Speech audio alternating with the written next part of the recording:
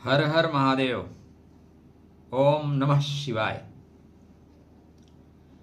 मृगशीर्षे तपोघोरम आर्दायां करुणामृतम तृष्णाया अंतकः कालम स्युमार्गस्य दर्शनम।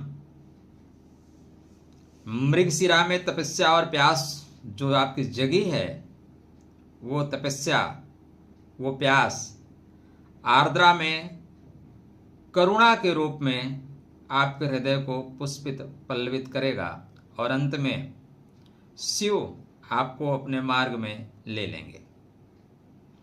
जो जीवन तपा रहा है वो निराशा के लिए नहीं, आशा की कड़ियों को जोड़ने के लिए। तपन मृगशिरा जैसा है ते अदरा पलुहंत, एक महत्वपूर्ण सूक्ति है ये, कि अगर आप मृगशिरा के ताप को, मृगशिरा के कष्ट को सह लेते हैं तो आर्द्रा में आप उर्वरक हो जाएंगे।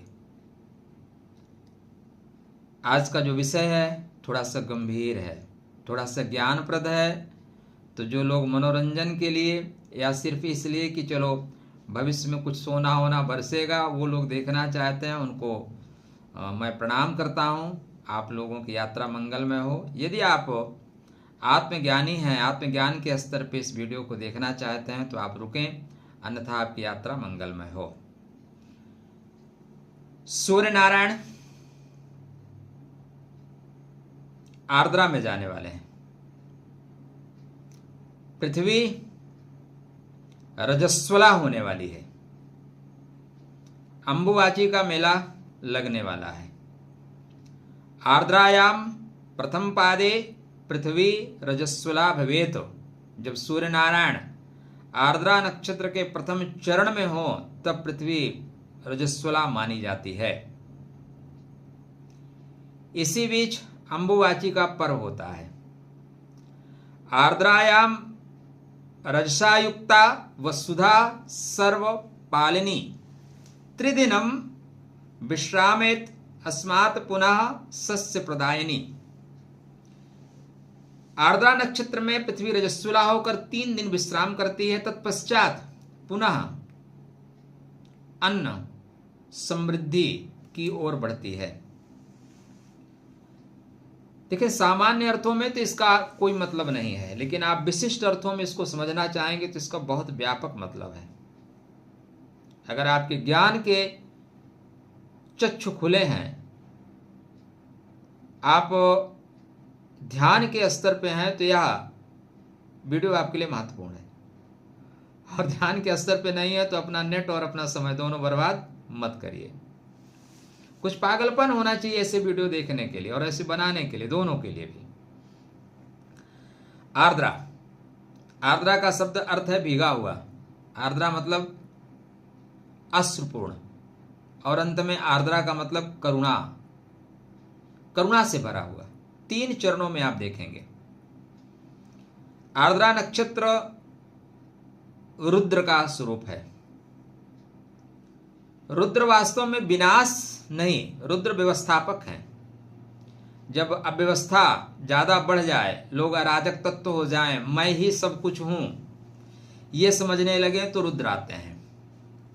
तो पहली चीज, पृथ्वी रजस्वला, मतलब जैसे स्त्री अगर रजस्वला ना हो तो उसमें गर्भ धारण करने की क्षमता नहीं होती, फिर स्त्री बंध्या हो जाती है।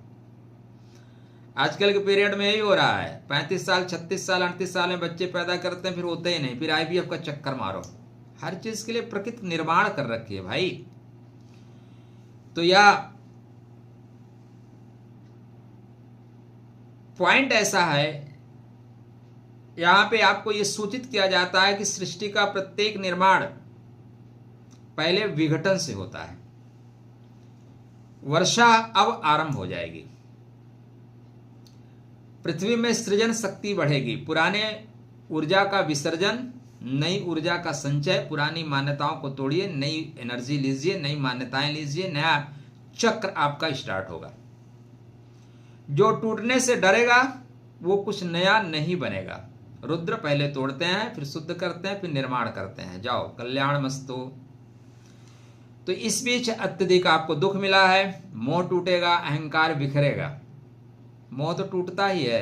मुझे लगता है कि ये मेरे अपने हैं, और जब उन्हें आवश्यकता पूर्ण हो जाती है तो फिर वो अपनी औकात दिखा देते हैं। यही संसार का नियम है मित्र। संबंध समाप्त होंगे। रुद्र जो जीवन में बहुत रुलाएगा, वास्तव में वो आपको जगाएगा। ठीक है, आत्मज्ञान का है। पृथ्वी में बीज पड़ना। हमारे यहाँ पहले जब ऋषि परंपरा में ऋषि भी जीवन संगिनी के साथ रहते थे और ऋतुकालीन धर्म के बाद ही वो दाम्पत्य जीवन में प्रवेश करते थे, भोग संतान के लिए, मजा के लिए नहीं। तो यहाँ पे यह पृथ्वी के लिए, संपूर्ण सृष्टि के लिए सृजनात्मक है। अंबुबाची एक पर्व है माँ कामाख्या मंदिर के पास, जो शक्ति का स्थल है। तो यहाँ पे पहले पृथ्वी गीली होगी, फिर बीज पड़ेगा, फिर अंकुर निकलेगा। जैसा बाहर होगा वैसे ही भीतर जाएगा। तो यदि पृथ्वी गर्भ धारण कर सकती है तो आपकी चेतना गर्भ धारण क्यों नहीं कर सकती? आपका मन नवीन धाराओं को क्यों धारण नहीं कर सकता? आपका शरीर ज्ञान को धारण क्यों नहीं कर सकता? आपका आत्मा परमात्मा के तत्वों को धारण क्यों नहीं कर सकता? तो यह समय आत्मा के रजस्वला होने का है। अब इसको उस पर व्याख्या मत करिएगा, ठीक है, सामान्य अर्थों में लीजिए। आर्द्रा जो है आंसू हैं, और आंसू कब निकलते हैं? जब अंदर पीड़ा सहनीय हो जाए। आंसू स्वच्छ करते हैं, मन को हल्का कर देते हैं। सामान्यतः दुख के आंसू हैं, लेकिन वास्तव में अगर थोड़ा गहरे जाओगे तो यह जागरण के आंसू हैं। यह जागृत करते हैं, मैं शरीर नहीं हूं, मैं मन नहीं हूं, मैं विचार नहीं हूं, मैं शुद्ध चेतना हूं। इसलिए जो अश्रु निकलेंगे वो इन विकारों को दूर करेंगे। यह समय मंत्र सिद्धि का, तंत्र साधना का, देवी उपासना का। देवी मतलब क्या? देवता नहीं, गूढ़ अर्थ है कुंडलिनी जागरण का। इसलिए अहंकार छूटेगा, मोह को गलाना पड़ेगा, पहचान को मिटा, मर जाना। ठीक है ना? देखो, मर जाने का मतलब ये नहीं होता खत्म हो जाना। मर जाने का मतलब पहचान मिटा देना। जो एक पहचान मिली है उसको मिटा के नई पहचान लीजिए। जब आप परंपरा में जाए ना, साधु परंपरा में, तपस्वी परंपरा में, ज्ञानी परंपरा में, तो आपका नाम ही बदल दिया जाता है। पुराना पहचान खत्म, नई पहचान से स्टार्ट करो, पुराने संबंधों को छोड़ो। तो रुद्रस्य नेत्र निर्गणी धारा सृष्टिर नवोदया, विनाशे जायते सृष्टि आर्द्रा तत्वम सनातनम। रुद्र के नेत्रों से निकली हुई करुणा की धारा है, नई सृष्टि का आरंभ करती है। विनाश से ही सृजन आरंभ होगा, यह आर्द्रा का गुप्त रहस्य है। आर्द्रा सिखाएगा कि जीवन में जो कुछ छूट रहा है वो दंड नहीं है। ठीक है, वो आत्मा के लिए आवश्यक है। देखो, आप अगर मोटे स्तर पर सोचोगे तो पृथ्वी रजस्वला होने एक धार्मिक घटना है, किंतु यह ब्रह्मांड का सबसे गहरा संदेश है भाई। हम सामान्यतः इसको हम बहुत दिन से सुन रहे हैं कि इस तरह की चीजें हो रही हैं। एक बार हमने कामाख्या जाने का भी मौका मिला, वहां पे रहे। आप सामान्य दृष्टि से देखोगे तो पागलपन सा लगेगा, लेकिन बैठ के साक्षी भाव से देखोगे ना तो बहुत कुछ अघटित घटित होता है, बहुत कुछ दिखता है, लेकिन भाव साक्षी होना चाहिए। अब सामान्य अर्थों में देखोगे तो लगेगा इस पागल है। ठीक है, पृथ्वी केवल भूमि नहीं है, मिट्टी नहीं है, यह एक जीवित चेतना है जिसके आप इस ब्रह्मांडीय संरचना में देखें तो पृथ्वी कण मात्र है। लेकिन ये जब आप देखोगे ना तो सूर्य, चंद्र, बुध, मंगल, गुरु, ये सब पृथ्वी को बचाने के लिए बनाए गए हैं। पृथ्वी छोटी है लेकिन उसके बचाने के लिए सारे विकल्प किए गए हैं। जब वो राक्षस था ना, राक्षस पृथ्वी को चुरा के समुद्र में डुबो देता है। मतलब ये जो नवग्रह है, ब्रह्मांडीय चेतना है, ये सब अपने अपने धुरी पे घूम रहे हैं। तो कोई इतनी बड़ी चेतना आई, इतनी बड़ी शक्ति आई को पृथ्वी को उठा के पहली बात तो ब्रह्मांड बहुत बड़ा है भैया। आकाश में देखेंगे ना, गैलेक्सी में तो हमारा जो सूरज भी है वो छोटा कण के बराबर है, वो भी बहुत छोटा है। तो इस ब्रह्मांड में बहुत से ऐसी जगह जहाँ निरंतर बहुत जल है, वहां पे ले जाके उसको पृथ्वी को छुपा दिया, मतलब ब्रह्मांड के जो घूर्णन शक्ति है ना उससे पृथ्वी को दूर कर दिया, ये है। तो पृथ्वी केवल एक मिट्टी नहीं है, यह एक जीवित चेतना है। जो आपका शरीर जो है ना वो मिट्टी से बना हुआ है, तो आपका शरीर जीवित चेतना है, मृत है। रजस्वला सिर्फ धरती नहीं होगी, रजस्वला आपके अंदर की चेतना होगी, आपका गुप्त ज्ञान होगा। आर्द्रा सिर्फ आंसू नहीं है मित्र। सामान्य तौर पे आप देखोगे तो आर्द्रा क्या है, सिर्फ आंसू है। या ऋषियों ने कहा या ब्रह्म का आंसू है, ब्रह्मा का आंसू है। ब्रह्मा भी अपने प्रॉब्लम को सॉर्ट आउट करना चाहते हैं। यहां पे आत्मा पहली बार समझती है जो मेरा था वह मेरा था ही नहीं भाई, मैं तो ब्रह्म था, ब्रह्म है। जिसने अपना कहा, जिसे अपना कहा वह तो नश्वर है। जिसे मैं शरीर समझ रहा था वह केवल वस्त्र है, केवल कपड़ा है। भगवान श्री कृष्ण गीता में क्या कहते हैं, वस्त्र है बदल दो। जो पीड़ा इस वस्त्र को बदलने के लिए उठेगी उसे आर्द्रा कहते हैं। आर्द्रा में भगवान शिव नहीं है, भगवान रुद्र हैं। क्या है रुद्र? क्योंकि नींद में सोए हुए व्यक्ति को, मदहोशी में चल रहे इंसान को झटका देना जरूरी है, ठोकर लगाना जरूरी है। तो रुद्र जगाएंगे, नहीं जगोगे तो दंड देंगे, धक्का मारेंगे, झकझोर देंगे, एकदम झकझोर देंगे। इसलिए जीवन में अचानक बिछड़ना, अचानक कुछ चीजों का टूटना, अचानक परिवर्तन अक्सर यह रुद्र की शक्ति है, रुद्र का स्पर्श है। यहां पे सामान्यतः आप देखेंगे तो पृथ्वी रजस्वला हो रही है और हम पृथ्वी से बने हुए हैं, हम पृथ्वी तत्व से बने हुए हैं, ठीक है। तो पृथ्वी तत्व रजस्वला और पृथ्वी तत्व मतलब पुरानी पहचान टूटेगी।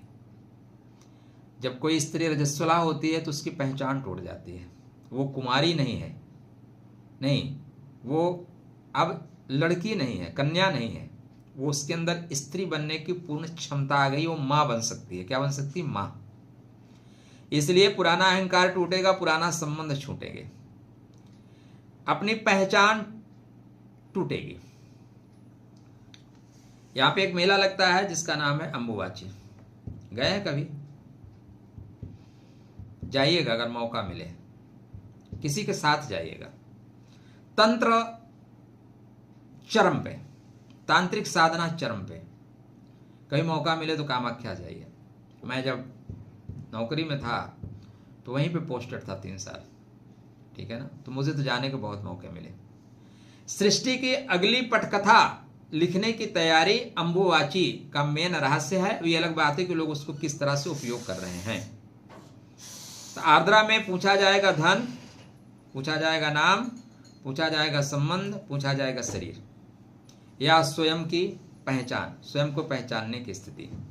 जिस दिन भीतर सब कुछ छूटना शुरू हो जाएगा उस दिन नया जन्म लेगा। यही आर्द्रा के प्रथम चरण में, आर्द्रा के 3 दिन, कितने दिन? 3 दिन। रुद्रस्य रुदनम नासः, शिवस्य हास्यम सृजनम, यत्र नासो भवेदो तत्रैव ब्रह्म दर्शनम। तो ये ब्रह्म के दर्शन का है, आत्मज्ञान का है। रुद्र के रुदन ही शिव को जगाने के या शिव के सृजन के द्वार है, शिव के दर्शन के द्वार हैं। या रुद्र का जो प्रहार है वो शिव को निमंत्रित करता है, ठीक है। कामाख्या मूल शक्ति है, मूल रहस्य है, सृष्टि की मूल शक्ति है। ये काम और आख्या 2 शब्दों से मिलकर बना है। काम मतलब इच्छा और आख्या का मतलब होता है सामान्य अर्थों में प्रकट होना। तो काम का प्रकट होना, देखो मैं अकेला हूं, मेरा मन अकेला संसार में रुचिकर नहीं है। जब ये भावना ईश्वर के अंदर आई तो इस सृष्टि का निर्माण हुआ, मैं बहुत सा हो जाऊं। तो इच्छा बुरी नहीं है, इच्छा ही सृष्टि का प्रथम स्पंदन है।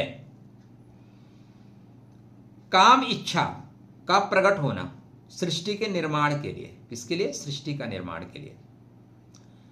तो यह जो कामाख्या है ना, काम इच्छाओं को सही दिशा देने का है। क्या है? सही दिशा दे। इसलिए यहाँ पे जो पूजन होता है ना, वो शिला रूप में कहते हैं कि माँ की सृजनात्मक शक्ति यहाँ पे आई है। जब भगवान सदाशिव आदि शक्ति जगदम्बा को लेके रुदन करते हुए मतलब शक्ति खो गई, तो उनके एक एक पार्ट गिरे, तो यहाँ कामाख्या में माँ के गुप्त शक्ति गिरी है। क्या है? गुप्त शक्ति। इसलिए यहाँ पे तांत्रिक साधनाएं, मतलब दमन नहीं करना है, रूपांतरित करना है। तांत्रिक क्या करते हैं? दमन नहीं करते, रूपांतरित कर देते हैं। कामाख्या को हम सोचते हैं चमत्कार है, जाएंगे चमत्कार हो जाएगा। कामाख्या का वास्तविक अर्थ आध्यात्मिक जगत में वास्तव में मैं कौन हूं, मैं क्या कर रहा हूं। वास्तव में हम शरीर ही है, शरीर से परे देखने की दृष्टि हमारे अंदर आ गई है। हम साक्षी भाव से अपने मन के उतार चढ़ाव को देखेंगे। हम साक्षी भाव से अपनी दबी चेतना, उस पे आए हुए विकारों को दूर करेंगे। कामाख्या कोई बाहरी स्थान नहीं है मित्र, कामाख्या आपके आंतरिक अनुभव है। या देवी सर्वभूतेषु शक्ति रूपेण संस्थिता नमस्तस्यै नमस्तस्यै नमस्तस्यै नमो नमः।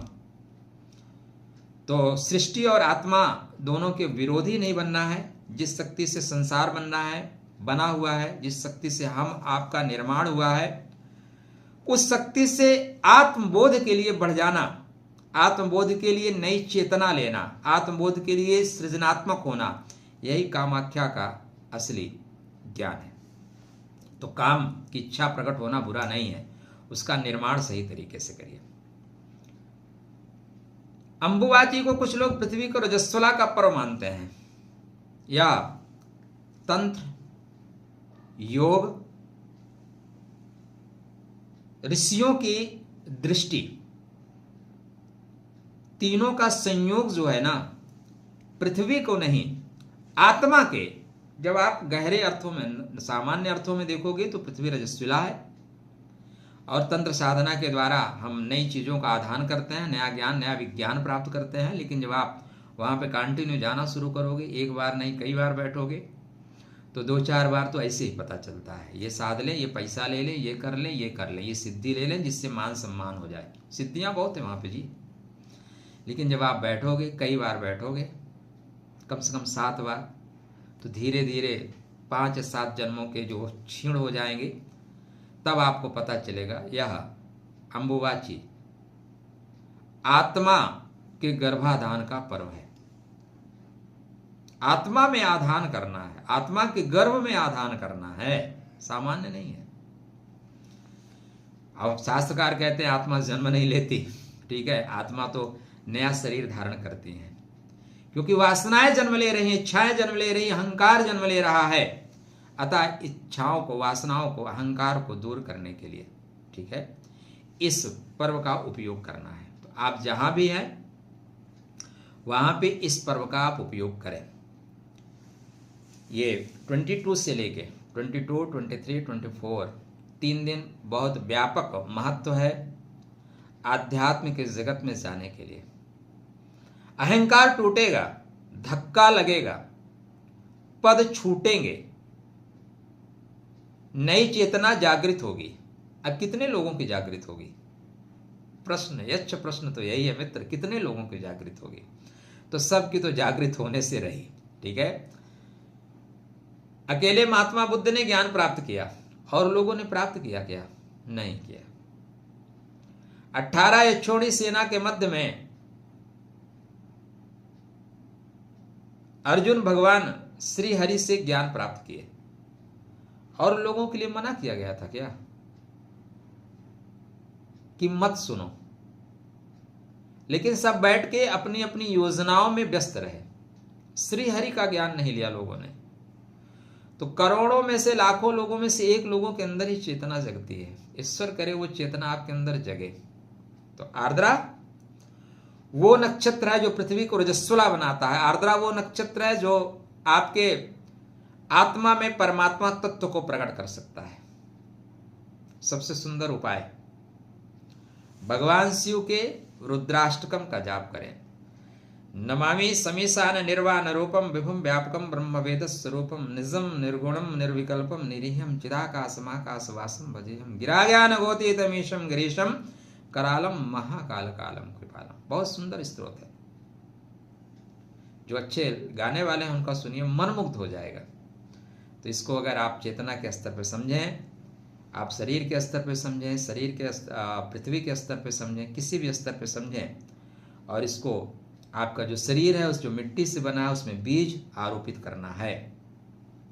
यह बीज कुछ दिन तक अंधकार में रहेगा, फिर अंकुर बन के निकलेगा। आप पहले शून्य में उतरोगे, अकुलाहट होगी, फिर जागरण होगा, और जो शून्य है वही तो गर्भ है, जो साक्षी है, साक्षी भाव है, वही तो आत्मा का तत्व है। अंबुवाची शरीर नहीं, विचार से चलता है, नाम से नहीं, आपके कर्म से चलता है। या देवी का जो मंदिर है ये शक्ति का केंद्र है। मंदिर सिर्फ एक संकेत है, एक प्रतीक है, और हम प्रतीकों में उलझ गए हैं। यहां पे यह चेतना है, क्या दिव्य चेतना है, जो सृजनात्मक है, जो एनर्जी को ऊपर उठा देगी। यह विश्राम का पर्व है, कुंडलिनी के मूलाधार को सक्रिय करने का है, या भीतर उतरने का है, या आत्मज्ञान को प्राप्त करने का है। तो जिस दिन आपके भीतर सब कुछ समाप्त होने लगे उस दिन सत्य का जन्म होगा। यदा सर्वं विलीयते अहंकारो मनो अपि तदा शक्ति स्वयं जागरेत तदैव आत्मा प्रकाशनम। जब अहंकार मन की पकड़ उसकी ढीली हो जाए अहंकार पे, तब भीतर शक्ति स्वयं प्रकाशित होगी, वही से आत्मज्ञान आरंभ होगा। इसलिए किसी ऐसी जगह जब जाओ तो अपनी पहचान, अपना नाम भूल के जाओ। जितना सिंपल रह सकते हो उतना सिंपल रहो, जितना घुल मिल के रह सकते हो, क्योंकि ज्ञान आपको साधारण बने रहने में ही मिलेगा। जब तक आप अहंकार में रहोगे ना, मैं, तब तक जीवन में कुछ नहीं मिलेगा। जय श्री कृष्ण। परमात्मा सबका बेहतर करे। तो आपके लिए अंबुवाची का पर्व आपके अंधकार को खत्म करे, आपके लिए प्रकाश का पर्व बने। सबको प्रणाम। हर हर महादेव। जय श्री कृष्ण। राधे राधे।